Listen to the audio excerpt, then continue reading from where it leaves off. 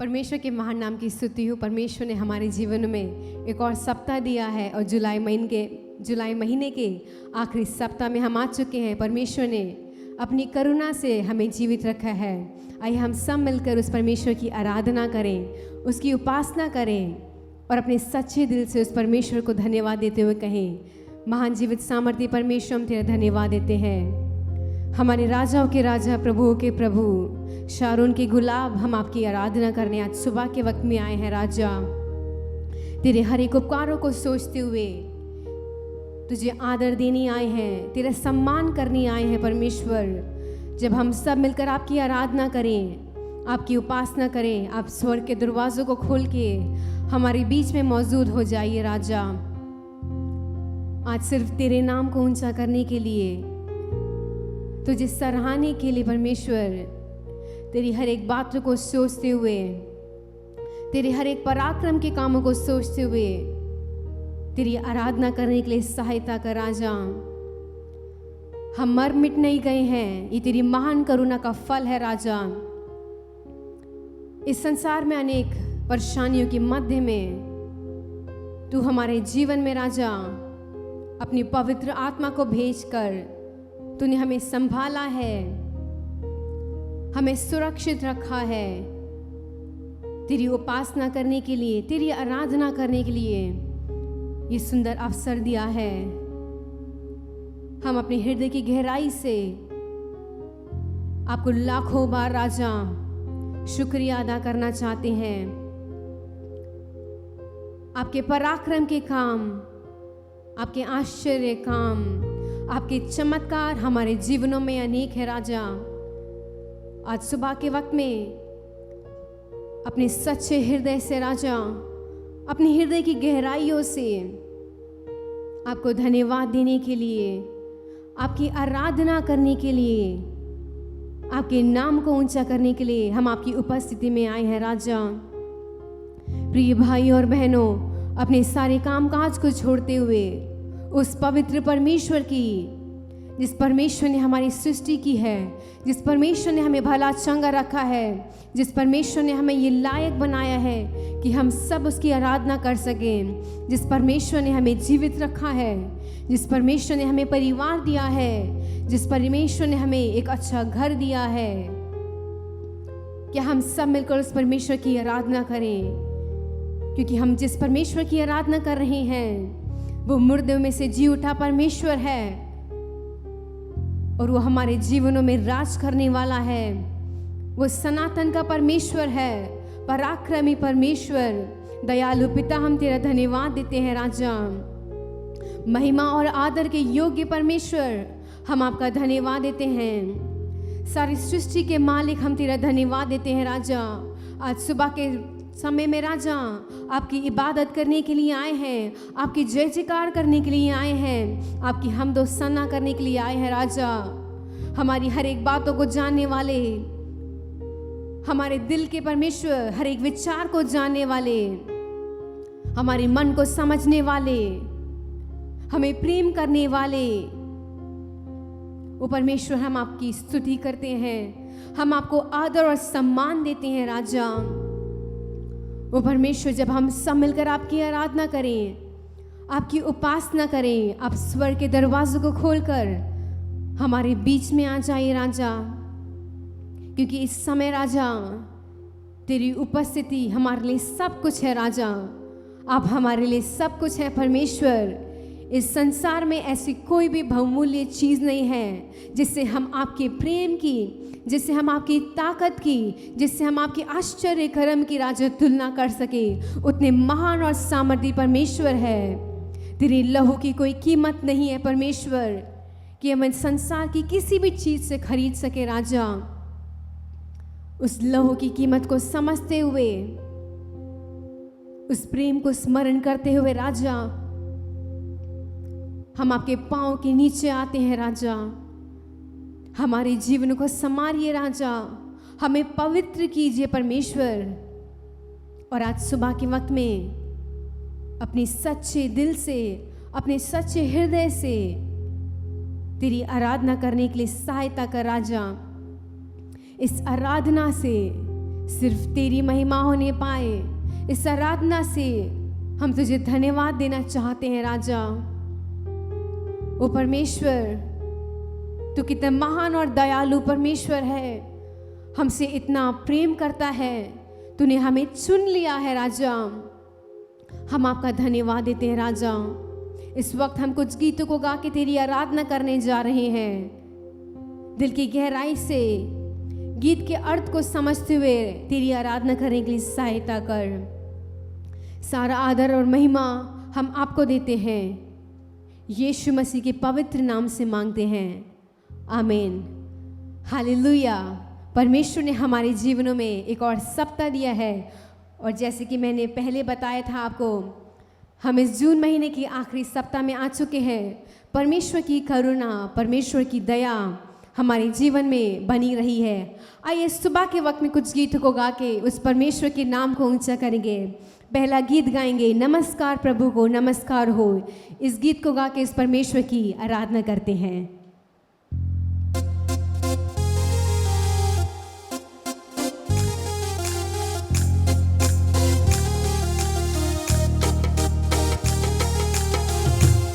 आइए हम सब तालियां बजा के उस परमेश्वर की आराधना करें और उसको सारा नमस्कार दें।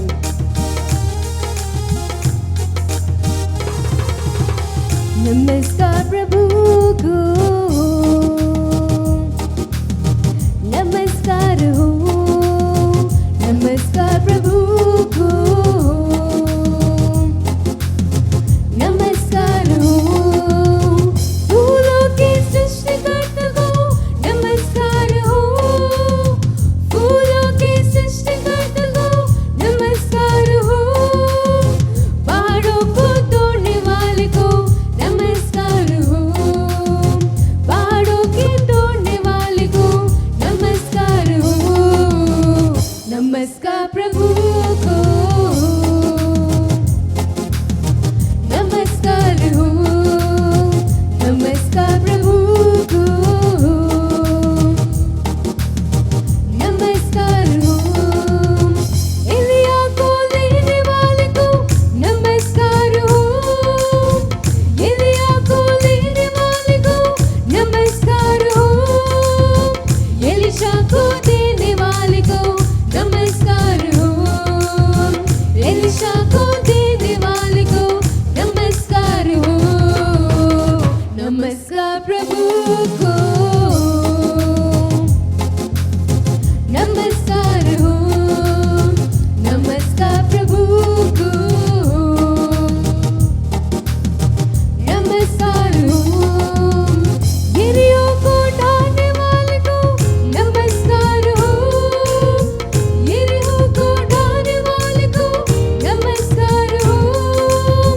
मिस्र को जीतने वाले को नमस्कार हो, मिस्र को जीतने वाले को नमस्कार हो।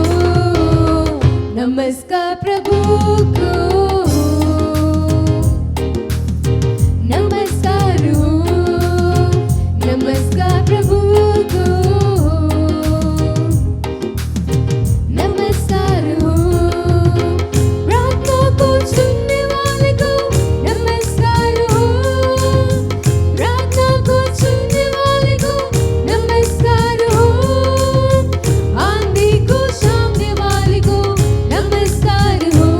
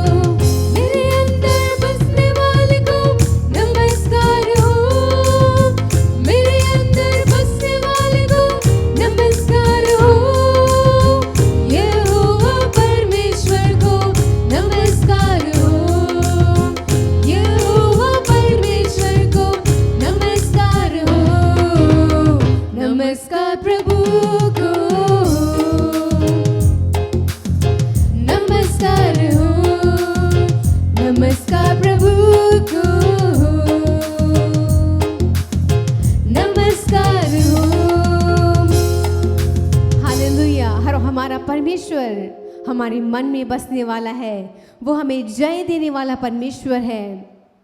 हमारी हर एक प्रार्थनाओं को सुनने वाला परमेश्वर है।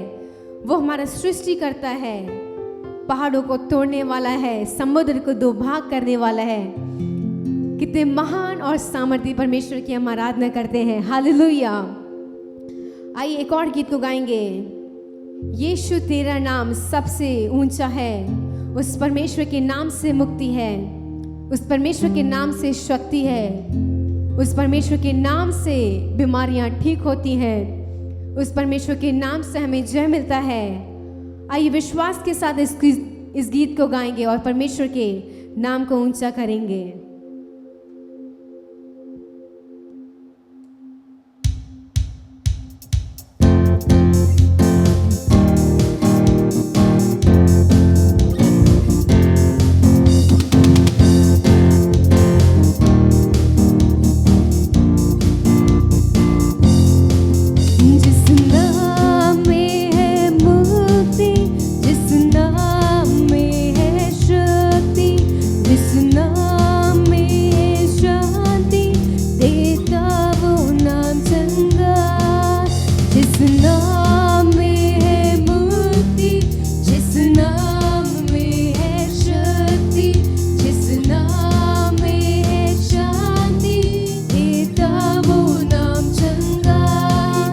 जिस नाम में है जिंदगी, यीशु है वो नाम। जिस नाम में है बंदगी, यीशु है वो नाम। यीशु तेरा नाम सबसे ऊंचा है। यीशु तेरा नाम सबसे ऊंचा है। यीशु तेरा नाम सबसे ऊंचा है। यीशु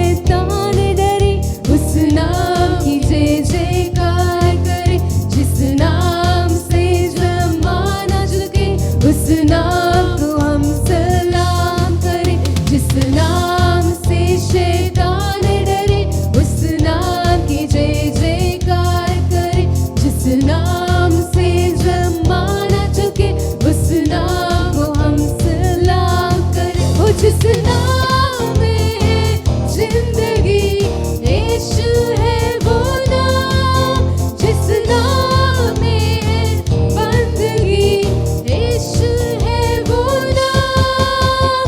यीशु तेरा नाम सबसे ऊंचा है, यीशु तेरा नाम सबसे ऊंचा है, यीशु तेरा नाम, यीशु तेरा नाम सबसे ऊंचा है, यीशु तेरा नाम सबसे ऊंचा है, यीशु तेरा नाम, यीशु और प्रिय भाई और बहनों, वो परमेश्वर का नाम सबसे ऊंचा है हमारी बीमारियों के ऊपर, हमारी गरीबी के ऊपर, हमारी मुसीबत के ऊपर, सबसे ऊपर, ऊंचे पद वालों से ऊपर वो परमेश्वर का नाम सबसे ऊंचा है। हमारी परेशानियों का हल वही है, हमारी मुसीबतों का हल वही है। वो परमेश्वर चाहता है कि उसके नाम को हम ऊंचा और सबसे ऊंचा करें। क्या हम सब मिलकर कहें, यीशु तेरा नाम सबसे ऊंचा है, यीशु तेरा नाम सबसे ऊंचा है, यीशु तेरा नाम सबसे ऊंचा है। हाथों को उठाते हुए, यीशु तेरा नाम सबसे ऊंचा है। हाँ परमेश्वर, आपका नाम सामर्थ्य है राजा, आपका नाम सबसे ऊंचा है परमेश्वर, इस संसार से ऊंचा, हमारी परेशानियों के ऊपर, हर एक अधिकारियों के ऊपर, हर एक शक्तियों के वो ऊपर, हर एक बीमारियों के ऊपर परमेश्वर तेरा नाम सबसे ऊंचा है राजा। प्रिय भाई और बहनों, आज सुबह के समय में उस नाम को आप जानिए, उस नाम की शक्ति को जानना बहुत ही ज्यादा जरूरी है। उस परमेश्वर के नाम में अनेक शक्तियां हैं, हमारे पापों के लिए क्षमा देता है, हमारे हर एक रोगों से वो छुटकारा देता है। उसका नाम सबसे ऊंचा नाम है, उसका नाम है यीशु नाम, सर्वश्रेष्ठ नाम, और वो हमारा सब कुछ है। आइए हम सब मिलकर उस परमेश्वर की आराधना करने चले, क्योंकि उस परमेश्वर ने हमें जीवित रखा है। इस महीने के आखिरी सप्ताह में वो हमें लेके आया है, उसकी हर एक भलाइयों को सोचते हुए आइए हम सब मिलकर उस परमेश्वर की आराधना करें। अपने स्थानों पे खड़े होकर अपने हाथों को उस परमेश्वर की ओर उठाते हुए कहें, हाँ यीशु मसीह, आपका नाम सबसे ऊंचा है राजा। प्रिय भाई और बहनों, आपके जीवनों में अनेक परेशानियां हो सकती हैं, अनेक मुसीबतें हो सकती हैं, आपको अपनी परेशानियों का हल नहीं मिल रहा है। इस आराधना से वो परमेश्वर चाहता है कि उस यीशु नाम को पुकारें, जो सामर्थ्य नाम है, शक्तिशाली नाम है।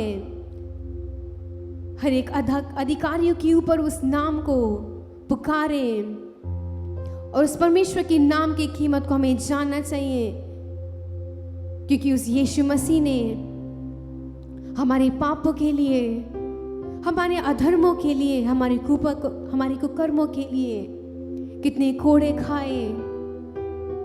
उसने अनेक परेशानियों को, अनेक गलतियों के कारण, हमारी गलतियों के कारण उसको इतना कष्ट सहना पड़ा। उस परमेश्वर की आराधना करते हुए, उसकी उपासना करते हुए उससे कहें, हाँ परमेश्वर, मुझे उस स्थान में ले चल जिस स्थान पे परमेश्वर तू मुझे ले जाना चाहता है। परमेश्वर, हर एक बातों को भूलते हुए परमेश्वर अपने ध्यान को तेरी ओर लगाना चाहते हैं राजा, अपने पवित्र स्थान में राजा, उस स्थान में लेके जा जो स्थान तूने हम सब के लिए नियुक्त किया है राजा। क्योंकि हम आज सुबह के वक्त में परमेश्वर तुझे देखना चाहते हैं, तेरी उस उपस्थिति में मग्न होना चाहते हैं राजा। तेरी उस प्रेम को परमेश्वर हम तुम्हारा चखना चाहते हैं राजा। तेरा प्रेम कितना मीठा है राजा, तेरा प्रेम परमेश्वर कितना मधुर है राजा। तेरी उस मधुर वाणी को सुनने के लिए, तेरे प्रेम को जानने के लिए राजा तू हमें सहायता कर राजा। वो पिता तेरी आराधना करते हैं राजा, तेरी उपस्थिति को महसूस करते हैं परमेश्वर, क्योंकि तू हमारे बीच में विराजमान है राजा। तेरी स्तुति और तेरी आराधना परमेश्वर सच्चे दिल से करने के लिए सहायता कर राजा, क्योंकि तू हमारा परमेश्वर है, हमारा यहोवा राफा है राजा। हम तुझे महसूस करना चाहते हैं राजा।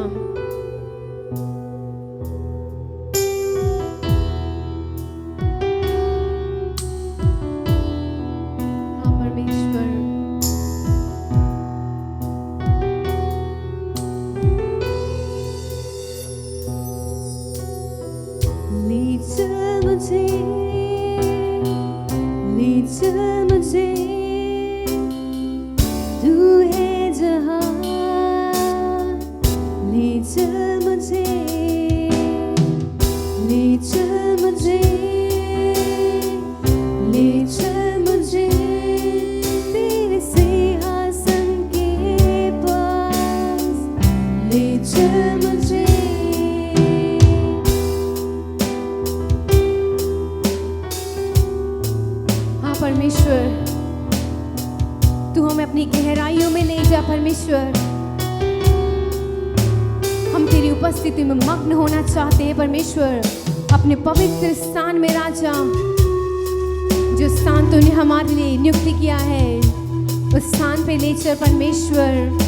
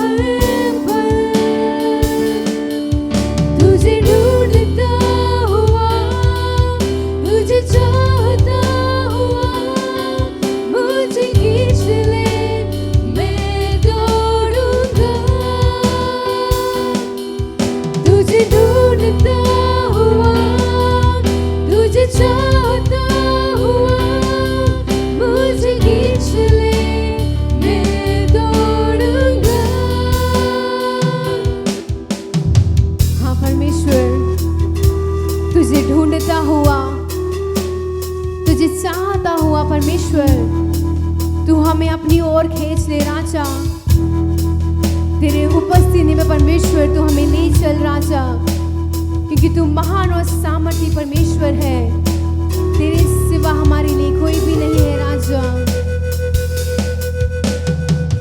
ले चल मुझे, ले चल मुझे, तू है जहां, ले चल मुझे, ले चल मुझे, ले चल मुझे तेरे सिंहासन के पास, ले चल मुझे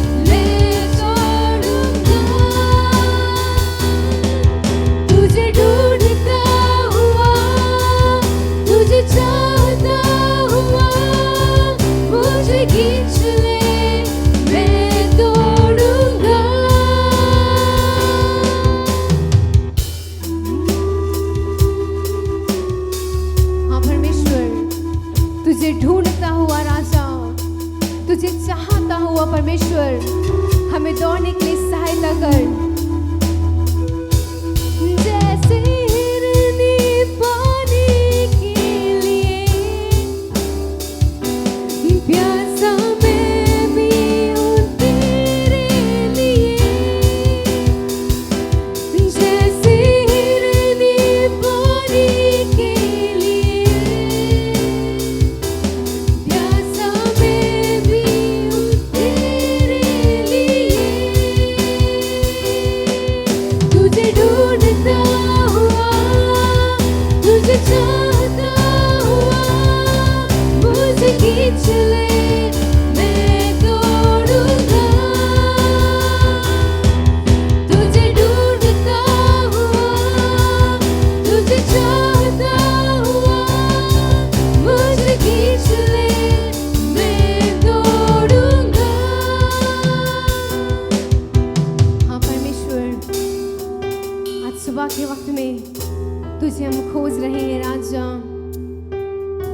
तुझे हम चाह रहे हैं राजा, क्योंकि तू हमारा सब कुछ है परमेश्वर।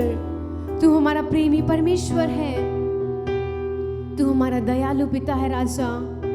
तेरी उपासना कर रहे हैं राजा, उस पवित्र स्थान में परमेश्वर तू हमें ले जा राजा। तेरे पवित्र स्थान में तू मुझे ले जा। तुझे देखना मैं चाहता हूँ, हर घड़ी हर पल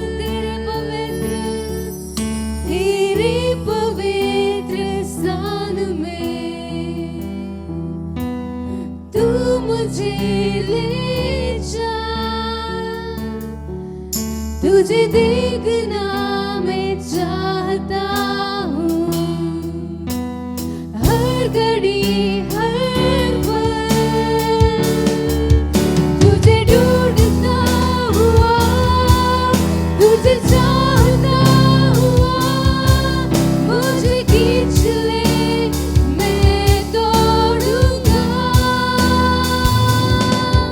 तुझे ढूंढता हुआ, तुझे चाहता हुआ, मुझे खींच ले, मैं दौड़ूंगा। तुझे ढूंढता हुआ, तुझे चाहता हुआ, मुझे खींच ले, मैं दौड़ूंगा। तुझे ढूंढता हुआ, तुझे चाहता हुआ, मुझे खींच ले, मैं दौड़ूंगा।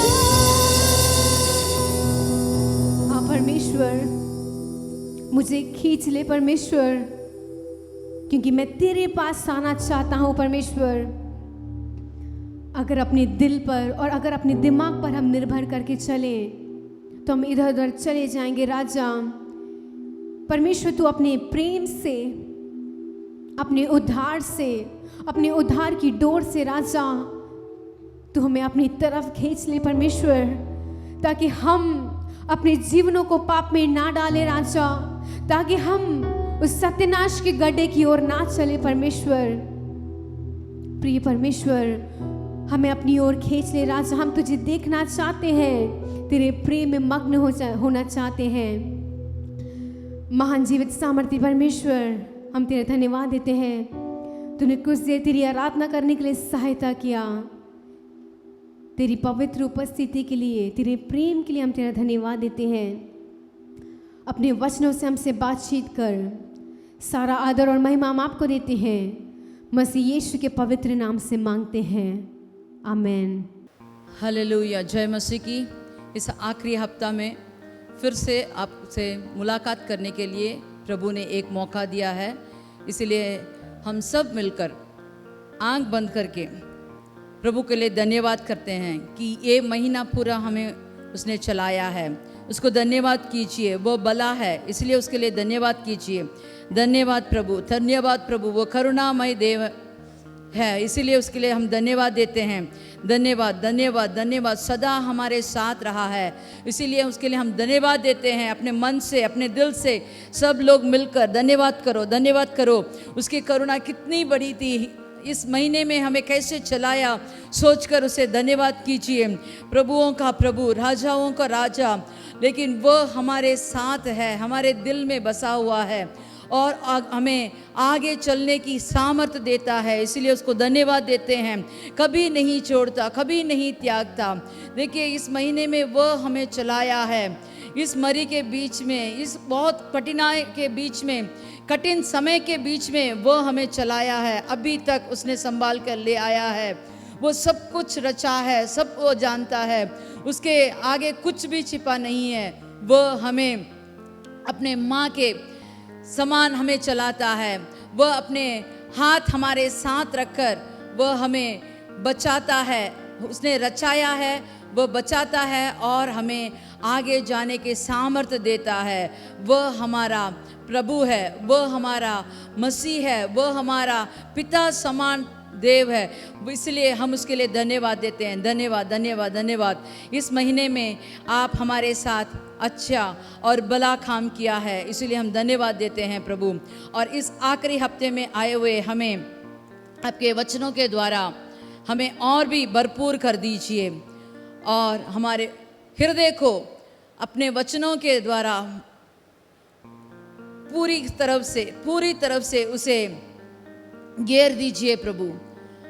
हाँ, ये वचन हमारे अंदर जाकर वह अपना काम करने के लिए हम उसके लिए जगह छोड़ें, इसीलिए हम धन्यवाद देते हैं प्रभु। हमारा हृदय एक अच्छी खेत के समान, अच्छे बीज को डाले हुए खेत के समान, अच्छे उपजाऊ खेत के समान बना दीजिए प्रभु। मसीह के नाम से मांगते हैं, आमीन आमीन। चलो हम वचन की ओर अपना ध्यान बटाते हैं। भजन संगीता 121 का 7वां वाला वचन। यहोवा सारी विपत्ति से तेरी रक्षा करेगा, यहोवा सारी विपत्ति से तेरी रक्षा करेगा, वह तेरे प्राण की रक्षा करेगा। वह तेरे प्राण का भी रक्षा करेगा। हालेलुया। वह तेरी सारी विपत्ति से तेरे को रक्षा करेगा और तेरे प्राण को भी रक्षा करेगा। हाँ, हमारा प्रभु जो हमारे साथ है, जिसने हमें रचा है, जिसने हमें बनाया है, वह कहता है मैं तेरे साथ रहकर मैं तुझे रक्षा करूँगा। किस चीज़ से रक्षा करेगा? दुर्घटना से रक्षा करेगा, मरी के बीच में हमें रक्षा करेगा, हमारे प्राण को भी रक्षा करेगा करके कहा है। आप क्या बहुत दिनों से रोगी हैं? आपको वह छुटकारा देने के लिए ये दिन, ये समय, आप जब विश्वास करेंगे तो आप अभी स्वस्थ हो जाएंगे। मनुष्य आपके विरुद्ध उठते हैं, वो आपको रक्षा करेगा। आपके काम करने के जगह कार्यालय में अगर आपको कोई आपसे घृणा करता है, नहीं तो जलस रखता है, वह आपके लिए रक्षा करेगा। अगर आपके मालिक आपको कठिन तरफ से काम कराते हैं तो वह आपके लिए रक्षा करेगा। आपके घर वाले अगर आपको बहुत ठेस पहुंचाते हैं तो वह आपको रक्षा करेगा, ताकि आपको कोई भी विपत्ति ना हो, कोई भी परेशानी ना हो, वह आपको रक्षा करेगा। नीति वचन 18 का 10वां वाला पढ़ते हैं। नीति वचन 18 का 10वां वाला वचन। यहोवा का नाम दृढ़ गढ़ है, यहोवा का नाम दृढ़ गढ़ है, धर्मी उसमें भागकर, धर्मी उसमें भागकर सब दुर्घटनाओं से बचता है। यहोवा हमारा दृढ़ गढ़ है। जब हम यहोवा के नाम से आगे बढ़ते हैं, वह हमारा दृढ़ गढ़ है। धर्मी लोग, जो भी प्रभु के सामने धर्मी ठहरते हैं, वह धर्मी लोग किसी भी चीज के लिए चिंता ना करके, भयभीत ना होकर, कोई भी दुर्घटना से बचने के लिए उस दृढ़ गढ़ के अंदर पहुंचाएं तो वह सावधान रहते हैं। प्रभु उनको रक्षा करता है। अगर विश्वास के साथ, धर्मी लोग माने विश्वासी, विश्वास के साथ जब आप प्रभु को पुकारते हैं, हमारा प्रभु तुरंत हमारे लिए रक्षा करने के लिए हमारे साथ रहता है। चलिए हम कुछ ऐसे कार्य को देखेंगे कि किन किन समय किन किन के लोगों के द्वारा हमें दुर्घटना होती है, नहीं तो कष्ट होता है। मत्ती के किताब मत्ती 10:36। मनुष्य के बैरी उसके घर ही के लोग होंगे। मनुष्य के बैरी और कोई नहीं, उसके घर के लोग ही होते हैं। उसके घर में जो रहते हैं वही होते हैं। हम तो जानते हैं कि कैसे हमारे घर के लोग हमारे पीठ में छुरा मारते हैं। देखो मीका में ऐसे एक वचन है, मीका 7:6 ऐसे कहता है, पुत्र पिता को अपमान करता है, बेटी माँ के लिए अपमान ठहरती है, हाँ बहू सास के विरुद्ध उठती है। ऐसे अपने ही घर के लोग हमारे विरुद्ध उठते हैं, ये वचन कहता है। क्या इस दुनिया में ऐसे नहीं होता? हाँ, आजकल भी ऐसे ही होता है। बच्चे अपने मनमानी करना चाहते हैं, माँ बाप के बारे में सोचते नहीं हैं, उनकी क्या इच्छा है वो सोचते नहीं हैं, अपनी इच्छा पूरा करना चाहते हैं। यूहन्ना का किताब 1:11 वचन जब पढ़ते हैं, वह अपना घर आया और उसके अपने ही लोग उसे घृणा करने लगे। ये कौन है?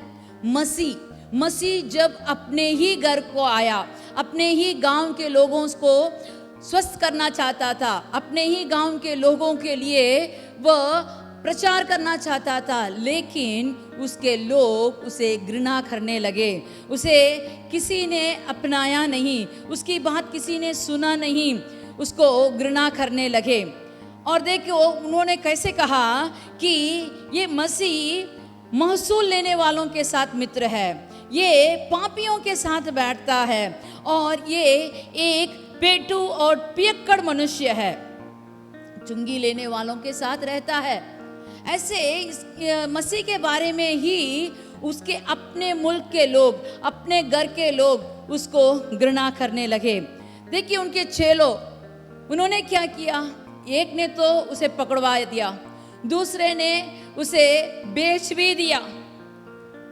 हाँ, सब लोग जब यीशु को पकड़ने आए तो सब लोग अपना पैर सर पर लगने के समय भाग गए, कोई भी उसके साथ नहीं था। 9-2-11 हो गए। हाँ, सब लोग यीशु को अकेले छोड़कर चले गए। हमारे जिंदगी में भी ऐसी होती है, कभी कभी ऐसी मुसीबत आती है, कोई भी हमारे लिए मदद करने को नहीं है, हमारे घर वाले ही हमारे विरुद्ध उठते हैं। याकूब के बारे में जब जानते हैं तो याकूब तो बहुत अच्छा घराने में रहने वाला एक लड़का था। उसके परिवार बहुत अमीर थे, उसके दादा परदादा सब लोग बहुत अमीर थे। लेकिन जब उसकी माँ ने उसे छल से चलने के लिए, झूठ बोलने के लिए कहा तो उसको बहुत बड़ी मुसीबत आई।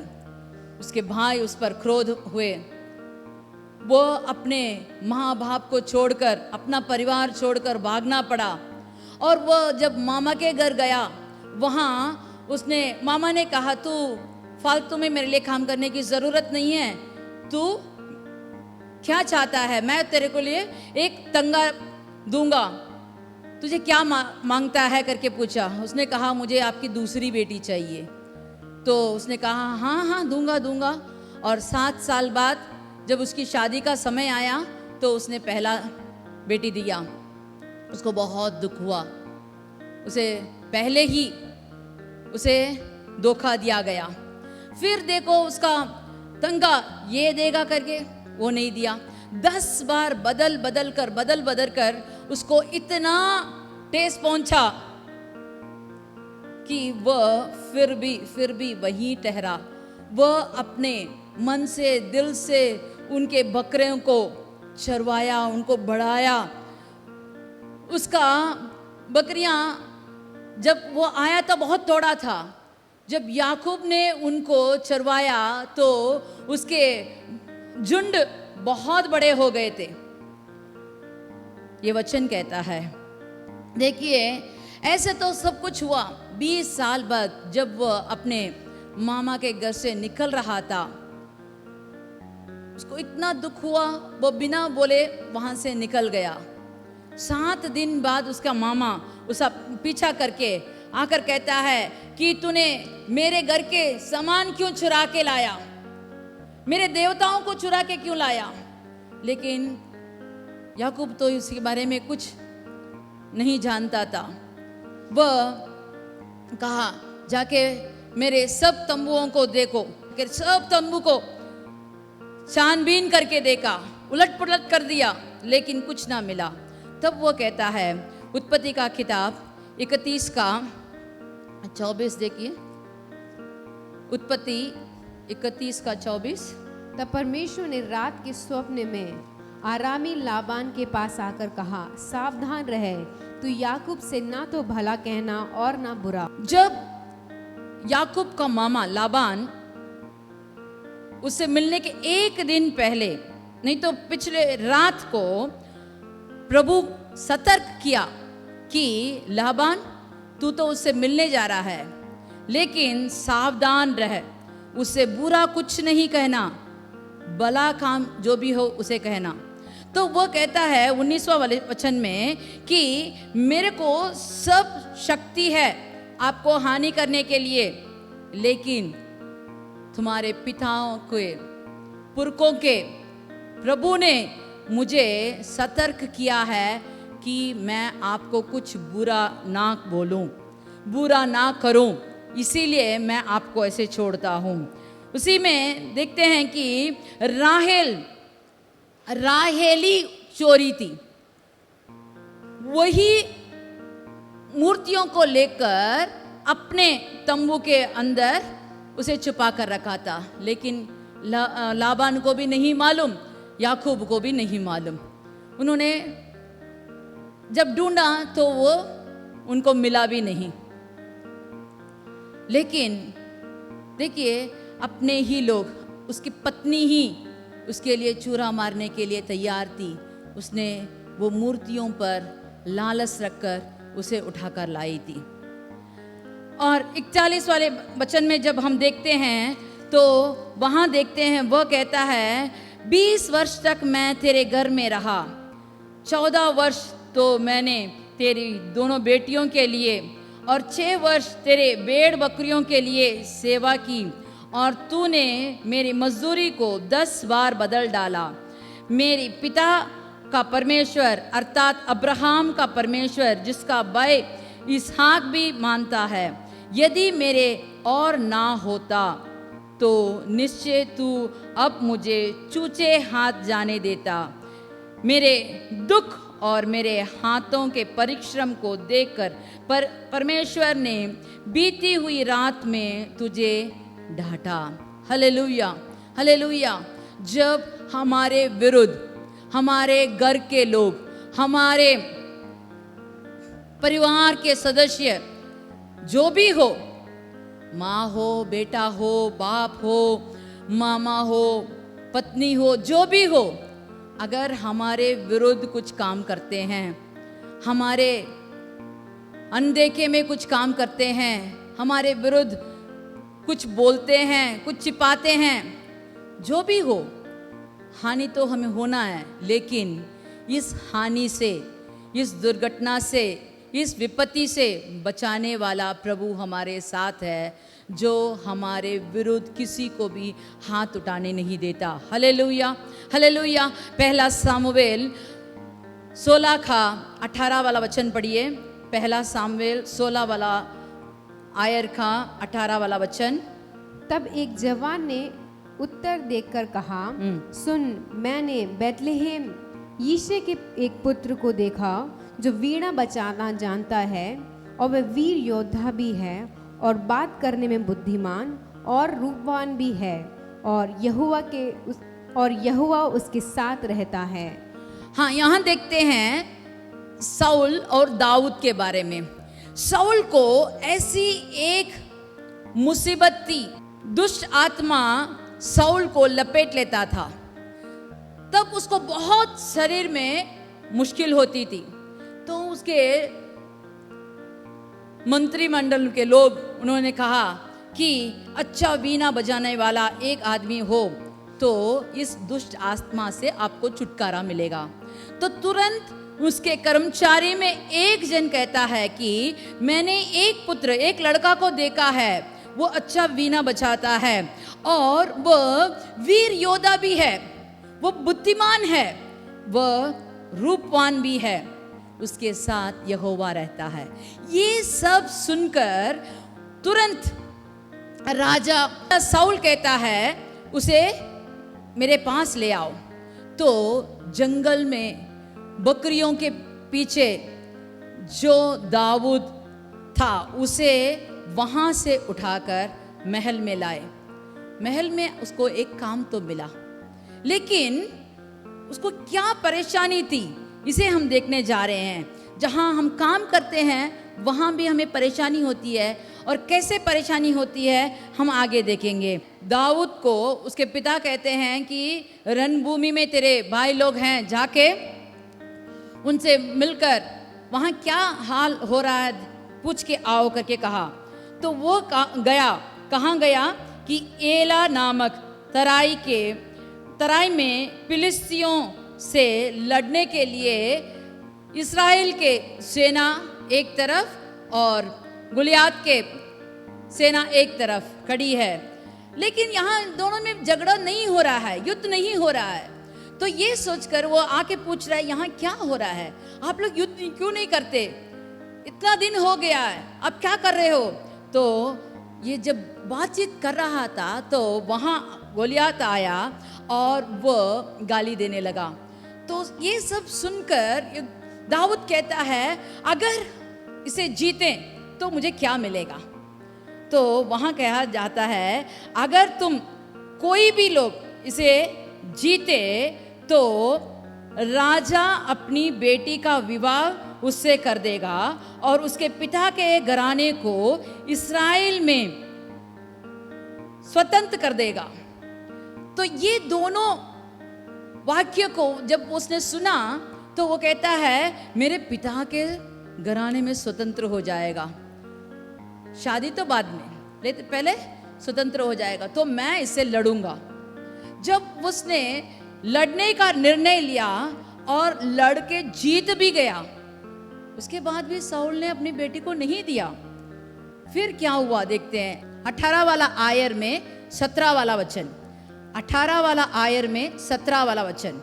और शाऊल ने ये सोचकर हाँ। कि मेरा हाथ नहीं वरन पलिश्ती ही के हाथ दाऊद पर पड़े, उसने कहा सुन, मैं अपनी बड़ी बेटी मेरवा को तुझे ब्याह दूंगा, इतना कर कि तू मेरे लिए वीरता के साथ यहोवा की ओर से युद्ध कर। देखो यहाँ फिर से इतना ट्रिकी प्लान किया है कि किसी भी तरह से दाऊद को घात करना है। दाऊद को घात करने के लिए उसने कहा कि हे दाऊद तू जा फिलिस्तियों से लड़, ताकि मैं तेरे को अपनी बड़ी बेटी से शादी करवाऊंगा। इस बार भी दाऊद साउल की बात मानकर जाता है। साउल ने सोचा दाऊद किसी भी हाल में वो फिलिस्तियों के हाथ मारा जाएगा, लेकिन प्रभु उसके साथ थे, परमेश्वर उसके साथ थे, इसीलिए उसको वहां भी जीत मिला। 22 वाला वचन में जब हम पढ़ते हैं तो फिर से राजा ऐसे एक नीच तरीका सोचा कि अपने कर्मचारियों से कहा कि उसके पास जाकर बोलो फिर से फिलिस्तियों से युद्ध करने के लिए 100 लोगों के कलड़ियां मुझे देंगे तो मैं अपनी बेटी को शादी में बनाऊंगा। लेकिन दाऊद ने 200 लोगों का कल्डियां ले आया, फिर भी उसने अपनी बेटी को नहीं दिया। वचन कहता है जितने बार भी हम धोखा खाएं, जितने बार भी हमारे साथ काम करने वाले, हमारे मालिक हमें कठिन से हमें दुख पहुंचाने नहीं तो मारने के लिए कोशिश करें, अगर हमारे प्रभु हमारे साथ हैं तो हमें कोई विपत्ति नहीं हो सकती। जैसे हमने भजन संगीता 121 में 7वां वचन, यहोवा सारी विपत्ति से, यहोवा मुझे सारी विपत्ति से रक्षा करने वाला है, वो मेरे साथ है, मुझे कोई कटी नहीं होगी। एशाया का किताब 54 में 17 वाला वचन जब हम पढ़ते हैं, जितने भी हथियार तेरे हानि के लिए बनाए जाए कोई भी सफल ना होगा। जितने भी हथियार तेरे हानि के लिए बनाए जाए कुछ भी सफल नहीं होगा, क्योंकि परमेश्वर मेरे साथ है। परमेश्वर अगर आपके साथ है तो हथियार आपके विरुद्ध कुछ नहीं कर सकते। और गिनती का किताब 23 का 23 वाला वचन जब पढ़ते हैं, गिनती का किताब 23 का 23, निश्चय कोई मंत्र याकूब पर नहीं चल सकता, कोई मंत्र याकूब पर नहीं चल सकता, और इज़राइल पर भावी कहना कोई अर्थ इस्राएल नहीं करता। पर भावी कहना कोई अर्थ नहीं रखता। हालेलुया। हाँ, आपके विरुद्ध हथियार नहीं चल सकता, आपके विरुद्ध अपने घर वाले नहीं उठ सकते, आपके विरुद्ध आपके काम करने के जगह में आपके मालिक हो या साथ वाले हो, जो भी हो, नहीं उठ सकते, क्योंकि हमारा परमेश्वर हमारे साथ है, वह हमें सब विपत्तियों से बचाता है। दूसरा तीमुथियुस 4 का 14 और 18 वाला वचन जब पढ़ते हैं, मुझसे बहुत बुराई करने के लिए सोचा। कौन? एक ठठेरा मुझसे बहुत बुराई करना चाहा, और जो लोग मेरे साथ थे उन्होंने सब मुझे छोड़कर चले गए, लेकिन प्रभु उसे उसके काम का अनुसार बदला देगा। मैं कुछ नहीं करूंगा। ये कौन कहता है? पौलुस कहता है।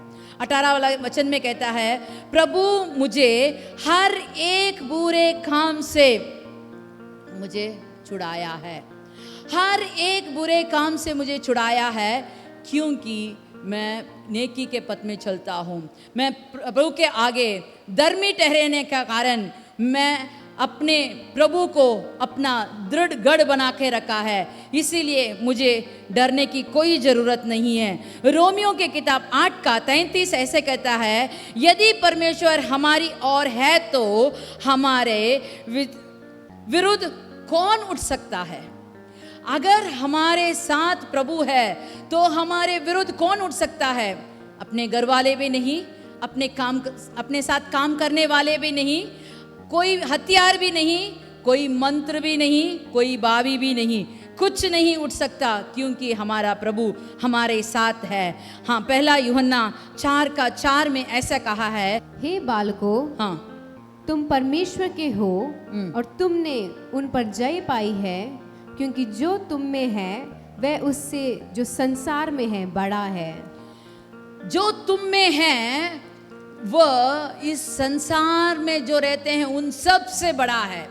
तो उसको जब अपने बना लेते हो, अपने अंदर रख लेते हो, नहीं तो आप उसके अंदर रहते हो, दृढ़ गढ़ बना के उसके अंदर रहते हो, तो कोई भी आपको हानि नहीं कर सकता, कोई भी आपके विरुद्ध नहीं कर सकता, कोई भी आपको धोखा नहीं दे सकता, सब धोखे को लाभदायक बना देगा, क्योंकि हमारा प्रभु हमारे साथ है। जो भी हथियार आपके विरुद्ध आता है उसे वो नाश कर देगा, आपको जीत ही जीत पाओगे। ये महीना हम ख़त्म करने जा रहे हैं, आने वाला नए महीने में हमें सब कुछ चाहिए, तो हमें हमारे प्रभु को दृढ़ गढ़ बनाकर आगे जाना चाहिए, ताकि हमें कोई विपत्ति हमें ना छू सके। धन्यवाद, प्रभु ने हमें ऐसे बचाया है, इसीलिए हम धन्यवाद के साथ आगे बढ़े। आगे बढ़ते समय आपको निश्चय रखना चाहिए कि मेरा प्रभु मेरे साथ है। चलिए आंख बंद करके प्रार्थना करते हैं। Hallelujah, hallelujah. धन्यवाद प्रभु, आपके वचन से हमें भरपूर कर दिया है, इसलिए हम धन्यवाद करते हैं। जो भी आपने वचन हमें दिया है, हम उस पर चलने के लिए हमें कृपा दीजिए। और हम जो भी मुसीबत में अभी हैं, शायद हमारे घर वाले हमारे विरोध हैं, शायद हमारे काम के जगह में कोई कठिन नहीं तो कष्ट है, नहीं तो कोई मंत्र या भावी हमारे ऊपर लगा है करके अगर आपको कुछ ऐसा सोच है तो प्रभु से पूछिए, हे प्रभु, सब विपत्ति से बचाने वाला प्रभु, रक्षा करने वाला प्रभु, तू मेरे साथ रह, ताकि मुझे कोई भी मंत्र, कोई भी शस्त्र, कोई भी भावी मुझ पर ना लगे, कोई भी मनुष्य मेरे विरुद्ध ना उठे। हे प्रभु, तू मेरे साथ रहकर सब समस्याओं को हल कर दे, रोग दूर हो जाए, जो भी मरी है उससे मुझे छुटकारा मिले, जो भी कठिन रास्ते में हम चल रहे हैं उस कठिन रास्ते को आसान बना दीजिए। हे प्रभु, तू मेरे साथ रहकर, मेरे हाथ थाम कर, मेरे और मेरे घर वाले, मेरे घर में जो भी हैं, अगर आपके घर में कोई बीमार से पीड़ित हैं, अगर आपके घर में खाने पीने का कम पड़ा है, हे प्रभु, हम आपकी ओर देखते हैं। ये महीना आपने हमको चला लिया है, आने वाले नए महीने में भी आपका हाथ हमारे साथ रहने के लिए विश्वास के साथ हम कहेंगे, यहोवा मेरा दृढ़ गढ़ है और वो मेरे साथ है, इसीलिए मुझे कोई कमी नहीं है, कोई मुझे रुका नहीं सकता, कोई मुझे नष्ट नहीं पहुंचा सकता, कोई भी मुझे कष्ट नहीं दे सकता, क्योंकि मेरा परमेश्वर मेरे साथ है। हे प्रभु, हमारे साथ रहकर ये वचन को दिया है, ये वचन के मुताबिक इस हफ्ते हमें चलाइए और लोगों की प्रार्थना को सुन, उनके लिए उत्तर ग्रहण करके, जब आप उत्तर देते हैं, एक एक को गवाही बनकर दूसरों के से कहने के लिए कि मेरा प्रभु मेरे साथ था, इसीलिए मुझे कोई हानि नहीं हुई, कहने के लिए एक समय दीजिए, ऐसा एक मौका दीजिए ताकि दूसरों से वो प्रभु के बारे में गवाही दिए। मसीह के नाम से हम मांगते हैं, आमीन आमीन। चलिए हम सब मिलकर कहेंगे, हे मेरे मन यहोवा को धन्य कर और जो कुछ मुझ में है उसके पवित्र नाम को धन्य कर। हे मेरे मन यहोवा को धन्य कर और उसके किसी भी उपकार को ना भूलना। आमीन।